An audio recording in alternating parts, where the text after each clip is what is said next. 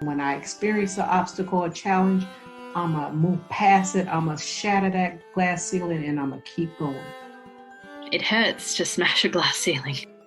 Wow, we literally have to be superheroes to walk through this life. While I might have been the first, I pray that I'm not the last.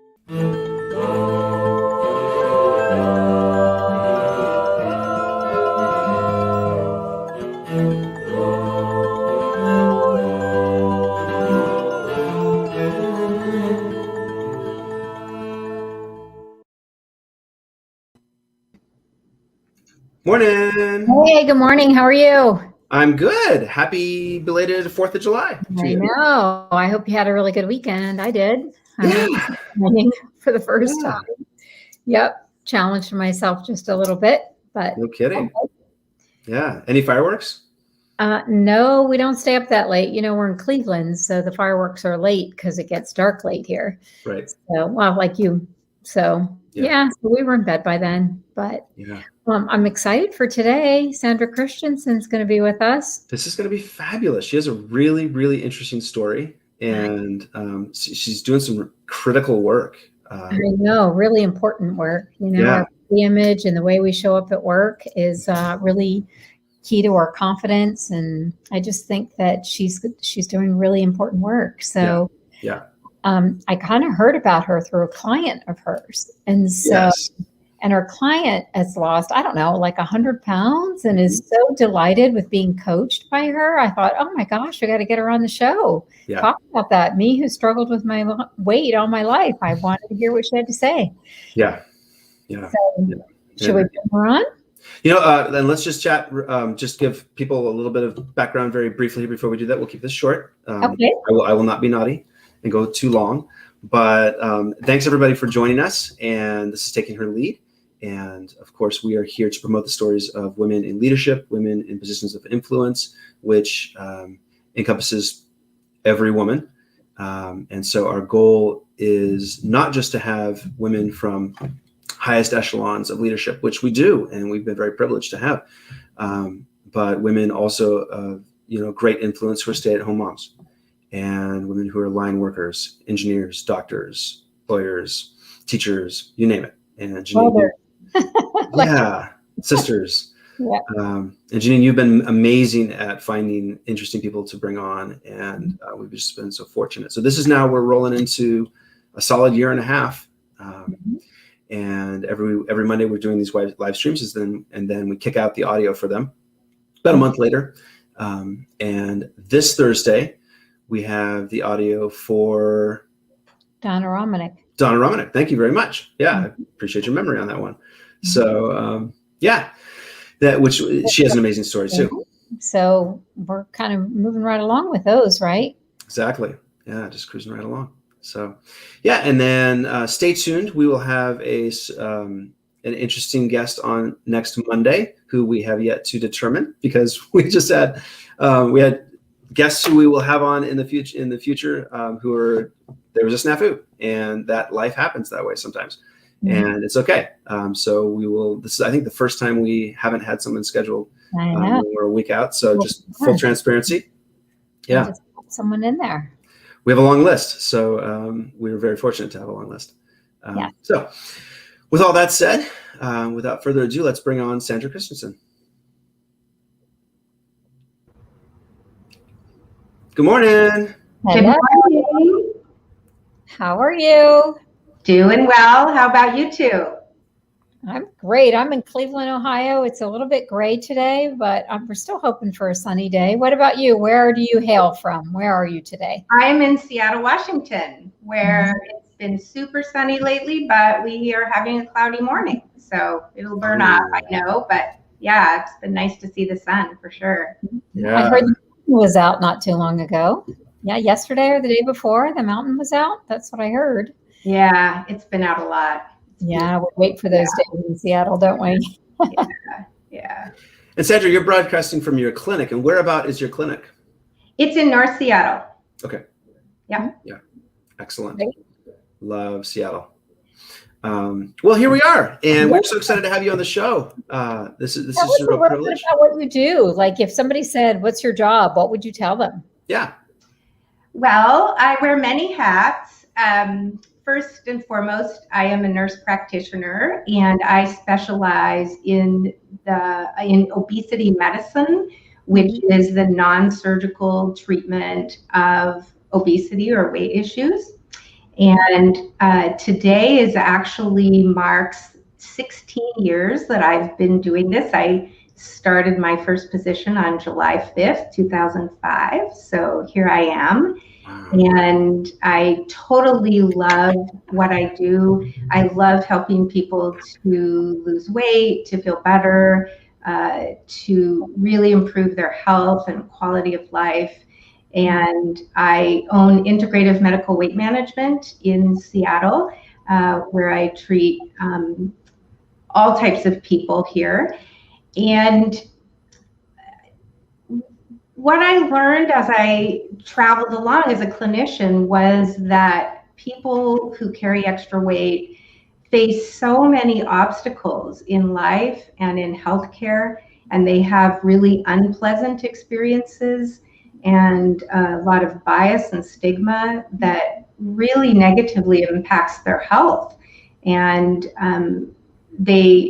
when they see other clinicians, they may not order tests or follow up on issues. They might spend less time with them, and then patients will start to just avoid it, and then they won't get their screening and they won't get their health care, and they'll, even when they have pretty significant issues. So I learned that I needed to go further upstream and help educate clinicians, because they're not learning it in their programs, not in med school, not in NP school, not in PA school. And maybe if they could learn more about seeing obesity as a chronic health issue rather than a lifestyle choice or a moral failing or a character flaw, then they would be able to have conversations with their patients that were healing and improve their health. And that they would know about the specialty that I'm in and be able to refer people. So that's when I started doing a lot more speaking, writing, and mentoring clinicians as well. So it seems like I've got my hand in a lot of arenas, but I love teaching, speaking, mentoring just as much as I love my clinical practice.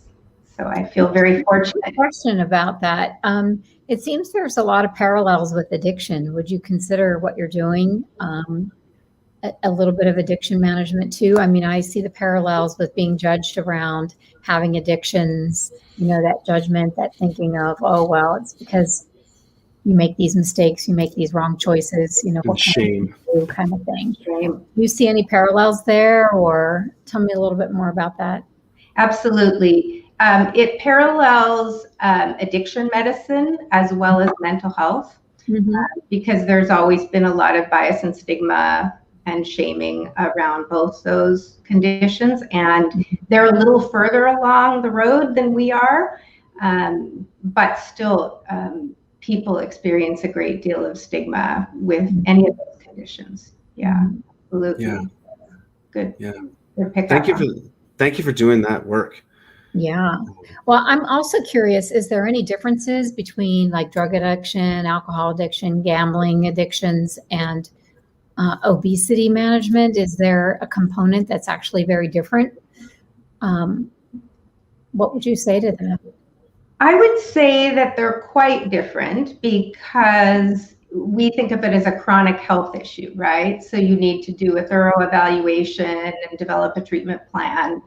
And some people with obesity might have some food addictions or other addictions, but obesity itself is not an addiction. And there's so many people think it's all in your head. If you can just figure out this or figure out that, or your relationship to food, then you'll solve it all. Yeah. And it's really not like that. It's a very complex health issue that affects all areas of someone's health. And the other thing I want to say about obesity is people think of obesity as those who have really high BMIs, what we call super obesity. But the rate of obesity in our country is that 42.4% of US adults have obesity.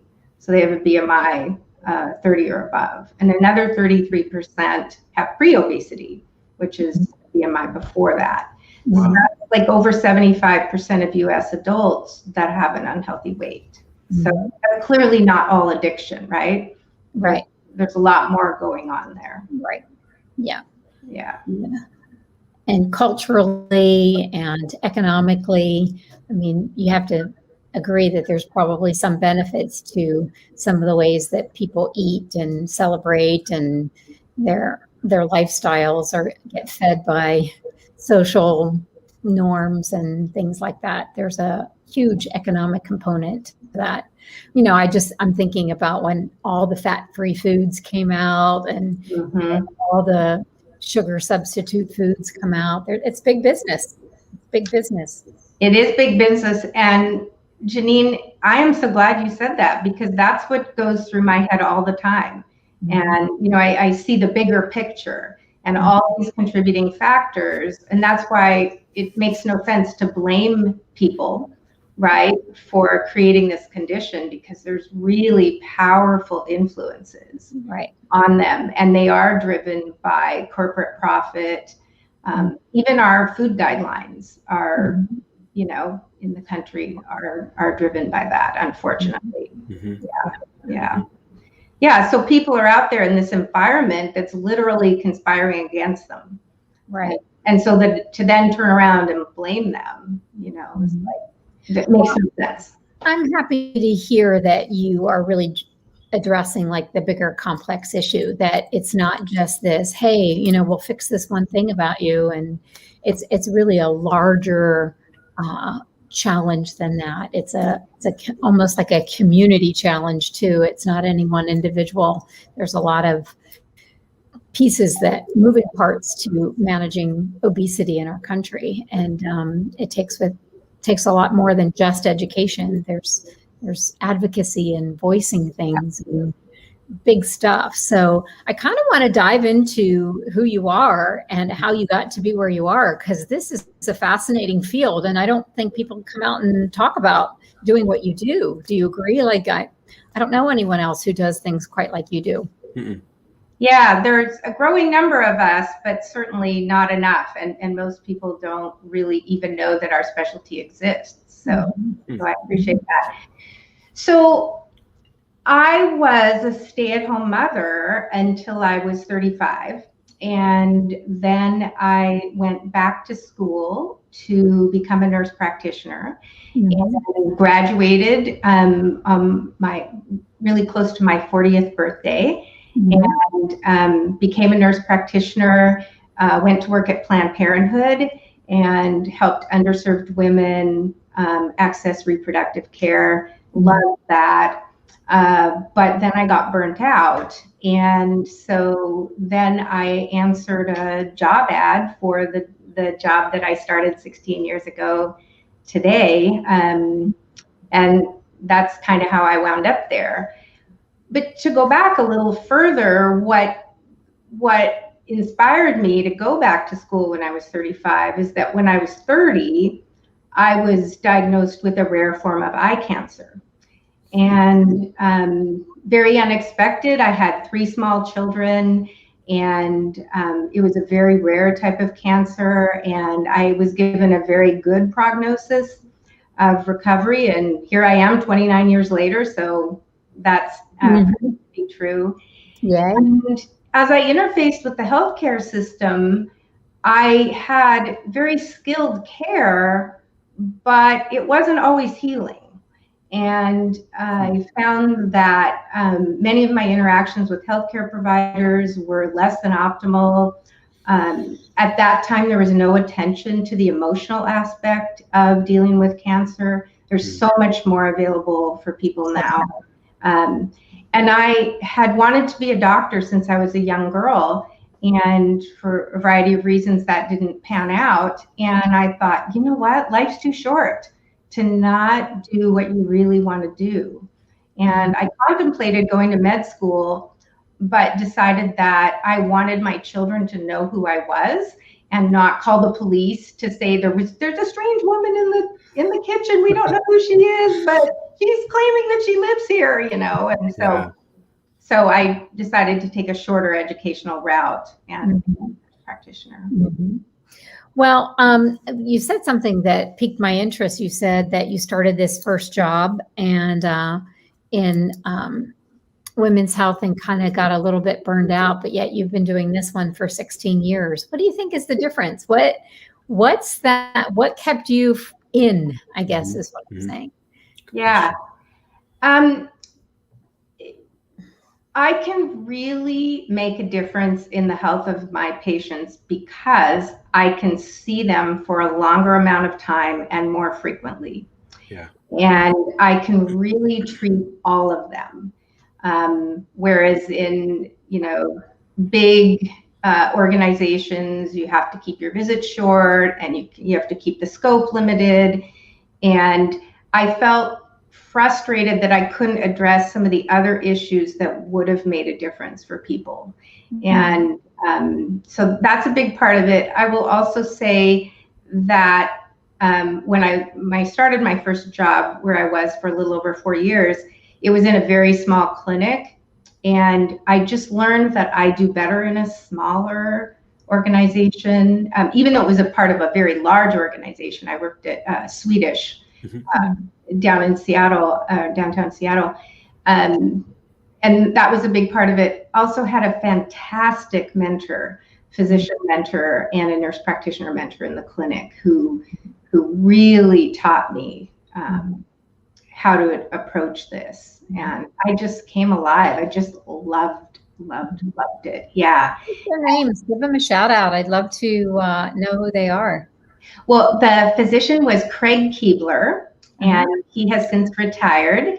And the nurse practitioner was Carol Birch, and she's actually still there, practicing down at Swedish and helping lots of people.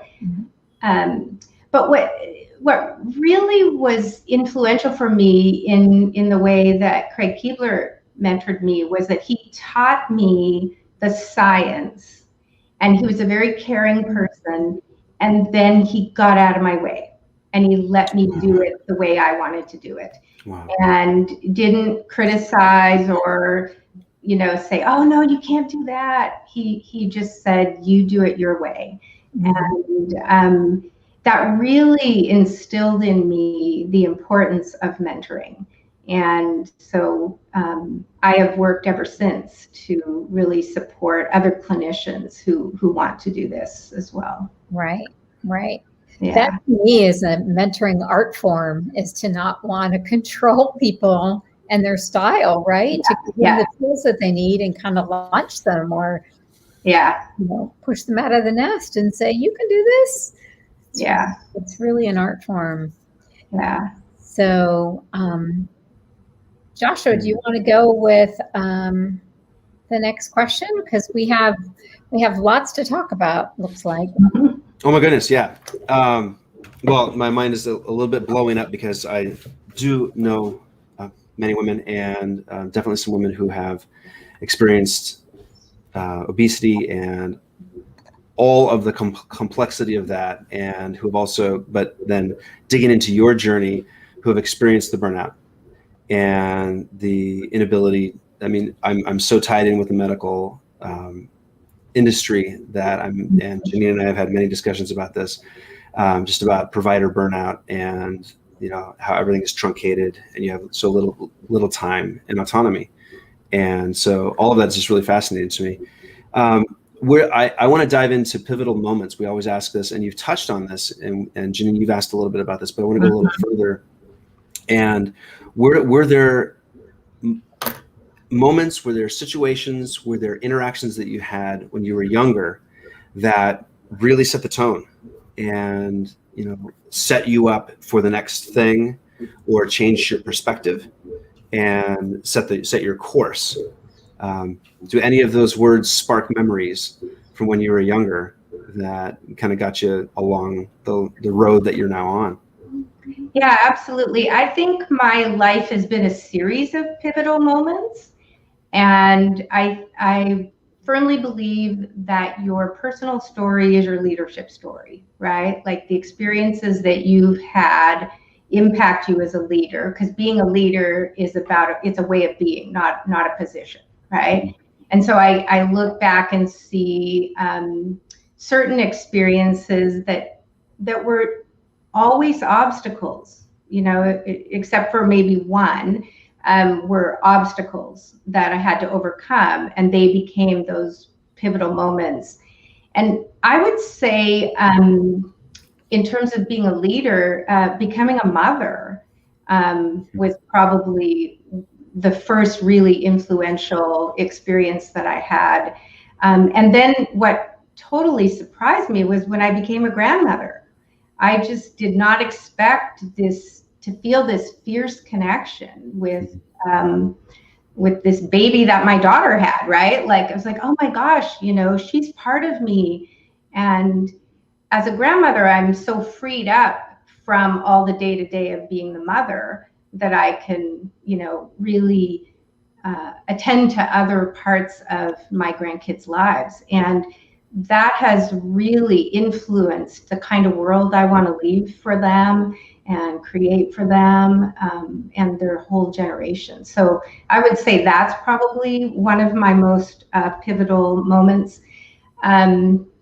Also, as I mentioned, being diagnosed with cancer was one of those.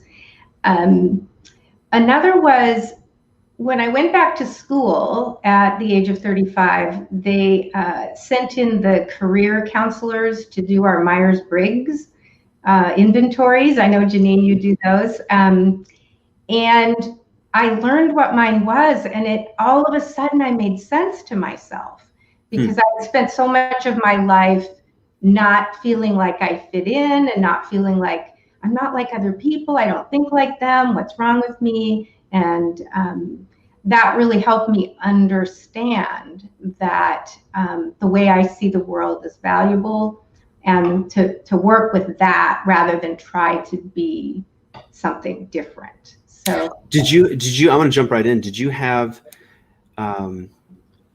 what caused you to think prior to that the way you looked at the world perhaps wasn't valid, or that you were outside the game?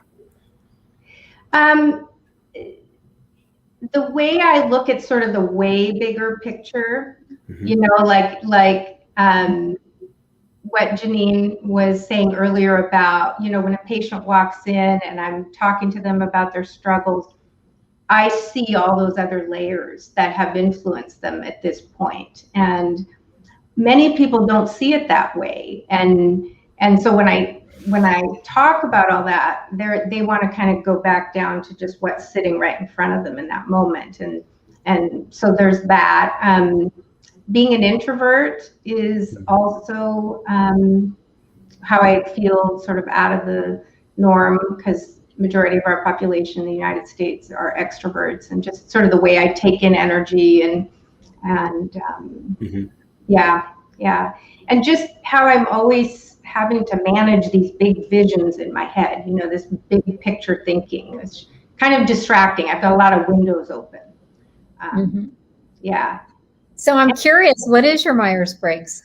It's INFJ. Oh, okay. Well, that probably really helps with that compassion for your patients. I'm wondering, do you think that your clients, when you're interacting with them, that their Myers-Briggs alters their success, or do you try to kind of know them in a little different of a way to maximize who they are? Absolutely. Yeah. In fact, that was part of my educational journey in every program that I was in nursing.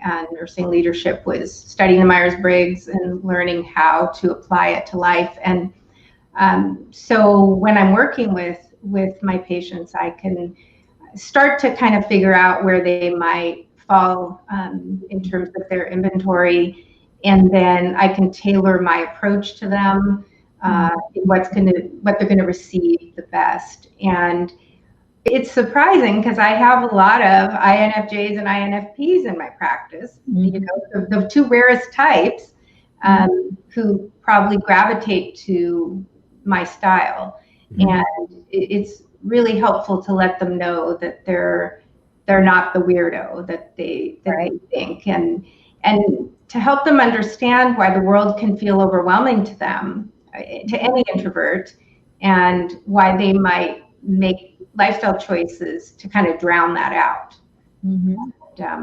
So well, when I hear you talk, I'm struck by the loveliness of seeing people as individuals, as not just another person coming through the door. I think I already know you, I already know what you need to do, but really tailoring their program to who they are as individuals. There's this delight in self-awareness and kind of knowing yourself, and then having somebody see you for that. Yeah. I think that's just so powerful. I'm sure that contributes to your success with your clients. It's amazing. Thank you. Yeah, that's one of my favorite parts of practice, is really knowing people. And I think so many days I think, oh my gosh, I get paid to love people.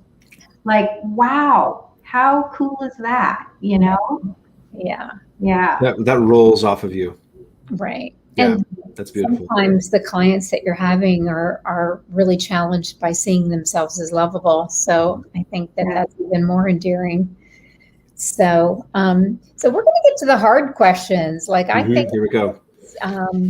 What do you think, how has your approach to conflict and resistance and obstacles changed over time? Where are you now compared to where you were when you started your journey in your career? Good question. I don't know that I have figured this out, actually. I think as I've listened to most of your podcast episodes, I have heard almost every guest say, I don't like conflict. I'm like, yeah, none of us like conflict, right? I mean, we're wired to try to create harmony with our tribe. And I think I used to really push against conflict, like push back, and then I learned, well, that doesn't work. So I have to figure something else out.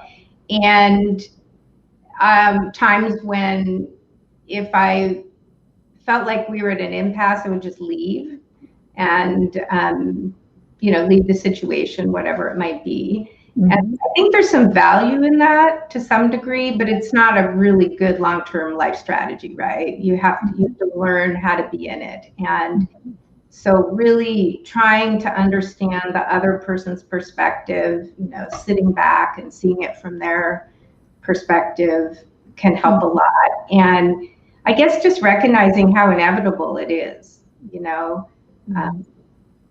I once heard this quote that said, wherever two or more are gathered, someone will be pissed off. I like that. Isn't that the truth? Yeah. Sandra, have you faced any challenges specifically because you're a woman? This could be career-wise, this could be personally. Yeah, absolutely. I have. And it's interesting, I'm 59 and I've had a feminist soul from the very beginning, and I've observed things that I just thought were so unfair. But my generation really didn't have a lot of language to really flesh out that experience and kind of integrate it in and see things. So I feel like I'm in this continual awakening about, I can look back on experiences and go, oh, I didn't realize that was because I was a woman, or that happened to this person because she was a woman. And I do remember one experience when I was 20, and I can't remember the exact setting, but it was in conversation with like 5 or 6 men who were close to my age or a few years older. And I don't know how it wound up that it was just us in this conversation. They were talking about whatever it was. And I interjected and said something, and they all stopped talking, and they just looked at me like I'd grown 2 horns out of the top of my head. And they were silent for a few seconds, and then they just went back to talking. And I was like, whoa, yeah. And I caught on then that they weren't comfortable with me entering their conversation, even though we were all at whatever this was, the legitimate event. Yeah, so certainly that. And the other challenge that I think happens, I don't have anything unique, but women just have to spend so much time trying to modulate their voices, right? Like,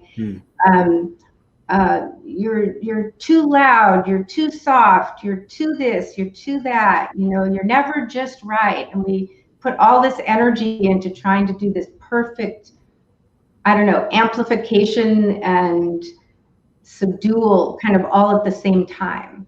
And I think that's a really, really challenging thing that women face. That sounds exhausting. Yeah. It is exhausting, right, Janine? Yes, it is. I'm kind of curious as I'm listening to you speak and the words around women and challenges. When you look at your clients, I'm sure you treat both males and females, right? So in your practice, I'm wondering, are the challenges different for them in terms of obesity management? Like, do you see any gender differences in the way, in their stories and the way they came to you?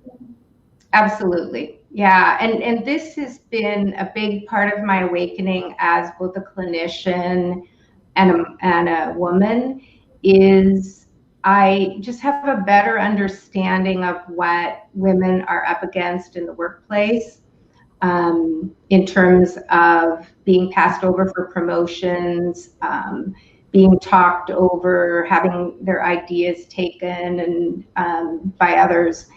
And I wasn't really attuned to that early on in my work in obesity, but I've become much more so in the past, say, 5 or 6 years. The other thing I notice is all that unpaid emotional labor that women do. And, I have a lot of patients who work at like corporate Amazon or Microsoft or these other tech companies. And they're like, the head of this department, the manager, the director, the vice president, whatever it is. And they'll have a partner who has not even as high a level position as them. And they're doing all the laundry, planning all the meals, doing all the birthday parties, getting the kids to the doctor appointments, straightening the house, all this stuff. And they're just trying to juggle all this. And probably one of the most common questions that comes out of my mouth is there something your husband could do? Could he do the grocery shopping, or could he do this? Or and they just kind of look back at me like, oh, well. And then they tell me how hard that can be sometimes. So I just see how much is heaped on women, and how hard it is for them, because we really idealize yet devalue the feminine, right, in our society. Interesting. And so they are used to, you have to be this selfless mother, you have to be this selfless woman, you have to, put everybody else before you. And so my job is to help them put themselves first. And explore options, because I think some of it is, they never really consider their partner as willing or wanting to help. But the other question is, do we ever use our voices to ask for what we need? I find a lot of people don't ask for what they need. And so their partner doesn't even think about it or know, unless you say something, Exactly. It's not always a matter of them not wanting to. It's sometimes that it's not considered or not asked for. And I think there's a fine balance between those things, right? Absolutely. That's why my question is, could your husband do this? And, oh, I never thought of that, or, there's also, I've asked him, he doesn't do it, or, one more thing to try to get him to do it. It's so hard for women to really feel and use their voices. That's a really challenging thing, I think. And the silence can breed resentment. Right? Yeah. Yeah, I'm sure you see a fair amount of that as part of the dynamic. Yeah, I understand that very clearly. So that's just that whole journey that women have been on for the last, well, I'm 59 too. So, you know, I was a women's studies major in the 80s, and we were trying to give language to some of those experiences that we're having and that we're still struggling with today. It's amazing, you know. I mean, we've made a lot of progress. I'm not going to kind of negate all the or criticize all the progress that we've made as women in the last 50 years, but we still have some other things to do, right? We do, totally. I agree with you completely. I feel like we've come a long way, and oh my gosh, we haven't come very far at all. And you know, it's kind of the tension of those two things that I feel on a daily basis. Sandra, you're a big picture thinker. What is one thing that, if you had a magic wand and you could wave it and have one major thing change so that women could be free from the body image negativity, the shame around body image? I don't have more words for this, so you're going to have to help me. But going into that area, you know, and thinking economically and marketing and emotions and culture and all of that. If you had magic wand and you had one big thing you could change, what would it be? Oh, that's such a good question. Probably the biggest thing that I would like to see is that obesity or weight issues are recognized as a chronic health condition, because it's, you know, it's the most common chronic health condition in our country. And if that recognition needs to lead to health insurance coverage for obesity treatment, for obesity, anti-obesity medications, we need policy that supports that, and insurers that cover it, and then of course a healthcare system that can treat people. I think that would make a huge difference, and that's a big part of what we're up against. And to answer the part about the body image and the experience that women are having, if it was seen as a chronic health condition like cancer or heart disease or autoimmune conditions or osteoarthritis, then that would shift from blaming people, right, and blaming women, to saying, oh, you have this chronic health issue, let's help you. Yeah, provide resources. Yeah. So I'm curious, you know, you mentioned being a grandmother.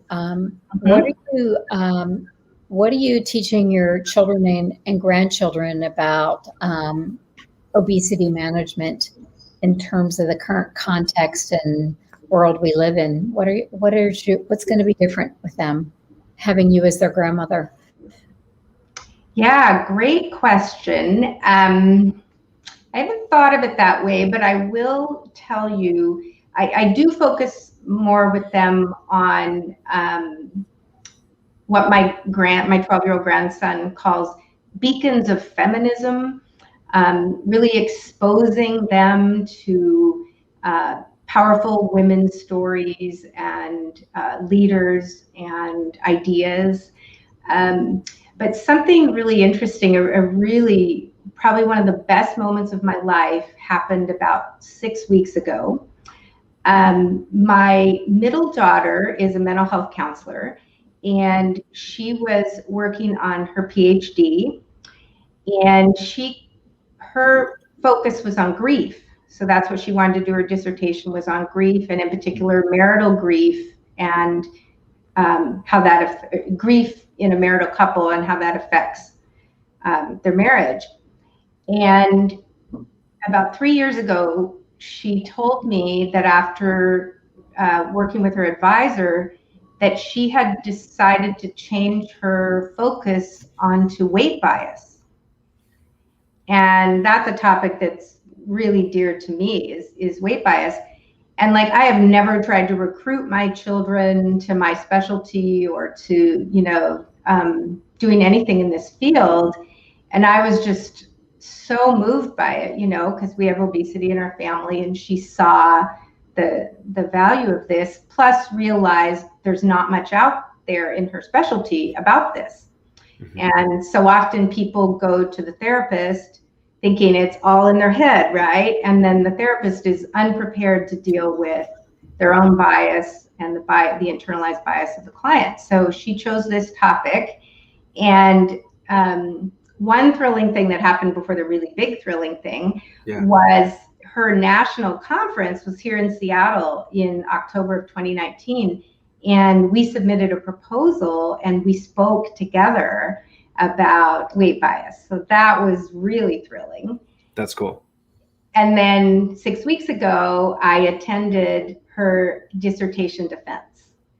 And I watched her become a doctor before my eyes. And just this very sophisticated level that she did this evaluation of weight bias in counselors. I was like, yay, and so unexpected, never imagined, that she would go that route, but yeah, she did. And so she's wow, congratulations, right? Yeah. And she's now officially able to be a university professor, which is her goal. She wants to educate clinicians. So yeah. Second one. Yeah. Wow.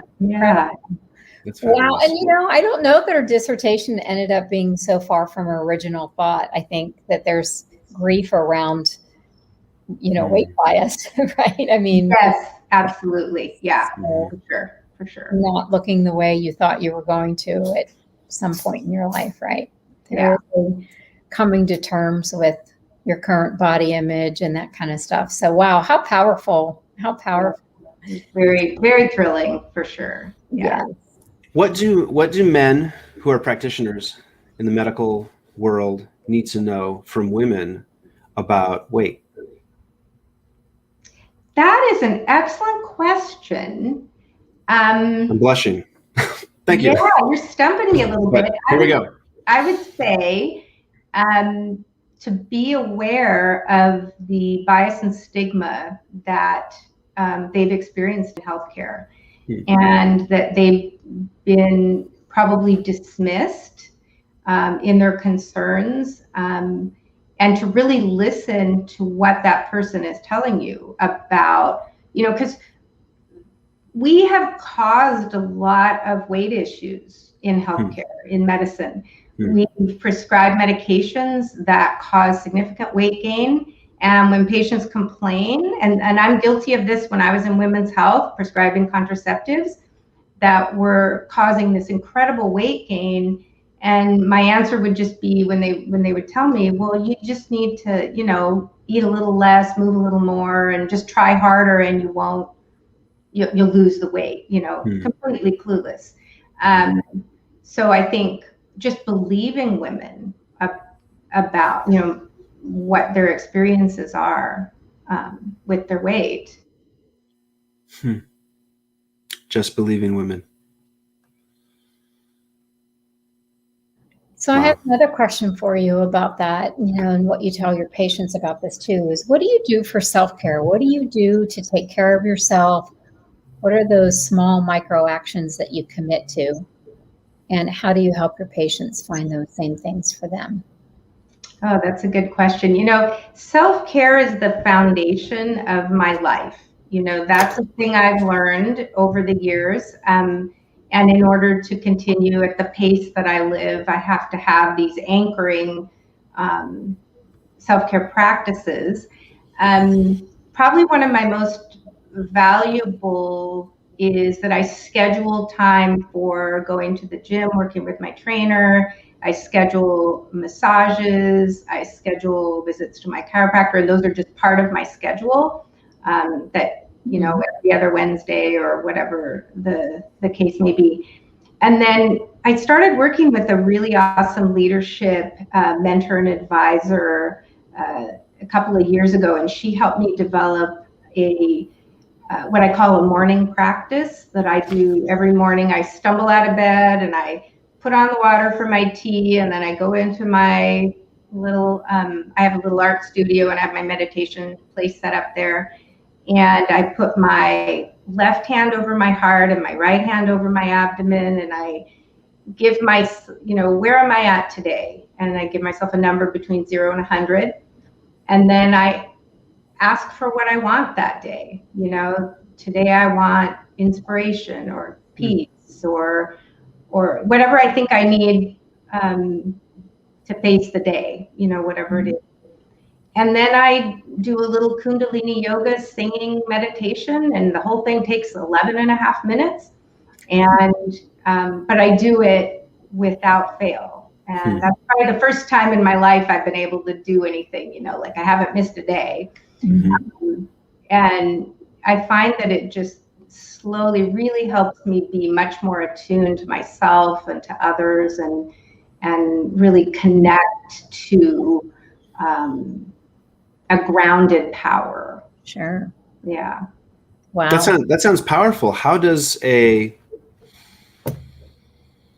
26-year-old woman with 3 kids who also has a part-time job care for herself along those lines?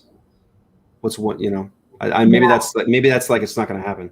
But or maybe it's just curious. What I'm saying is 11 and a half minutes, right? I'm not trying to do this big, long, fancy thing, so if she could find 5 minutes a day to do that. And that's a thing I work with my patients a lot on, is trying to help them carve out some time to do whatever it is that grounds them, right? And rejuvenates them. And but that is not an easy question to answer. And I really appreciate that you have sensitivity to that. Yeah. Thank you. Yeah. Praise God, I'm married. It's that setting up of the boundaries and knowing what your yes and no is, and asking for what you need again. And that's us finding our voice, right? Yeah. Yeah. Absolutely. Yeah. And it's so challenging.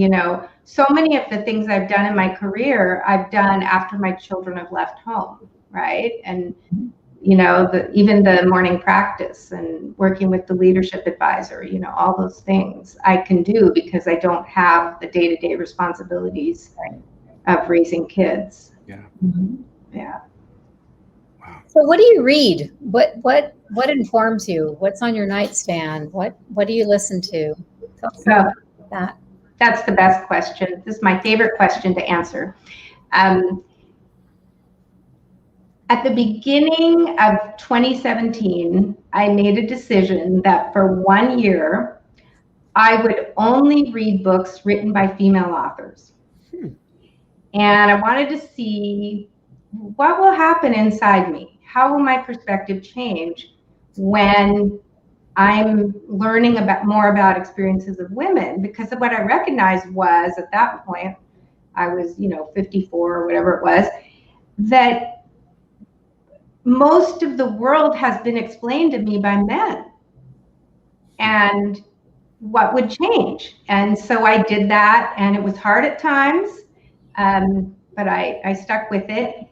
And I haven't ever stopped. I haven't read a book written by a man since sometime in 2016. And it has just completely changed my perspective and taught me so much. And I read by a variety of authors, political figures, artists, business people, healthcare, activists. I've read a lot about the experiences of women of color, because I just can't know what that is like, right? And so right now, what's on my nightstand is Brandi Carlile's memoir called Broken Horses. And prior to that, I finished Nancy Pelosi's biography called Madam Speaker, Lessons in Power, which my oldest daughter gave me for Mother's Day, which just brought me to tears when I opened that bag, like, oh my So cool. That was so good. And then I am devouring podcasts. So I listened to your podcast ever since I discovered it in March. So 5 months ago. And I listened to another one called Just Something About Her, which is Jennifer Palmieri, who was an advisor on Hillary Clinton's campaign. And it is fantastic. Same as you do, stories of women who are leading in different ways. And the title comes from, oh, there's just something about her, that I don't quite trust or don't quite like, or, how women get pigeonholed into that way of thinking. I love listening to Brené Brown, both her Unlocking Us and Dare to Lead, and I've been a big follower of her for a long time. And I've incorporated her work into my clinical practice, recognizing shame and bringing in, Kristen Neff's work of self-compassion, right? Yeah. Did you see she has a new book coming out? I did, yeah. And I've got some of her printouts up in my... I already pre-ordered mine. I think it's called Fierce Self-Compassion. Yes. Yeah, it is. Yeah. I did that. Yeah. And I think that's it. I mean, I listen to a lot of podcasts for sure. And I just love hearing the stories of women and the things they've done and the way they've overcome obstacles and the way they're still challenged by them. And I just can't get enough of it. And I just buy stacks of books like that for my granddaughters. And all calendars about the power and voice of women and the power of the story behind all that and how we live, right?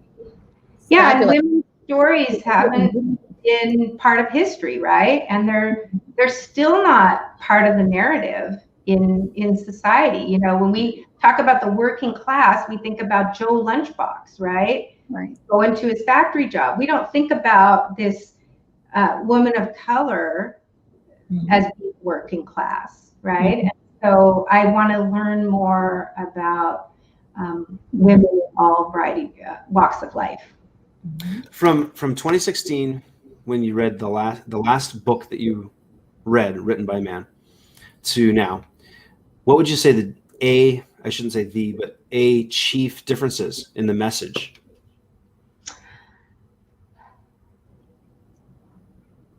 It's a more collaborative style, a more narrative style, and less authoritative. Less, let me tell you how to think, how to be. And